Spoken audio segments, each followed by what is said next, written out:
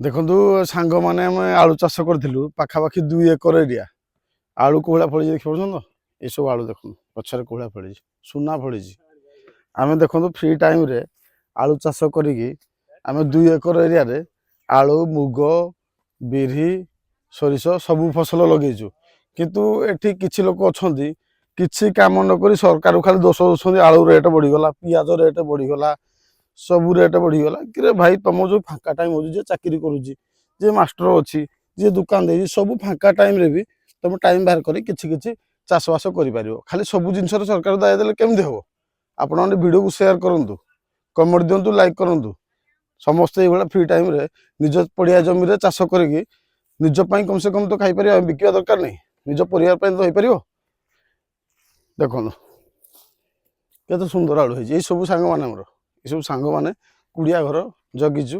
ଏଇଠି ସବୁ ହେଇଛି ବାଉଣ୍ଡ୍ରି, ଆମର ହାତୀ ମାଙ୍କଡ଼ଙ୍କ ସୁରକ୍ଷା ପାଇଁ ଲାଇନ୍ ବ୍ୟବସ୍ଥା ବି ହେଇଛି।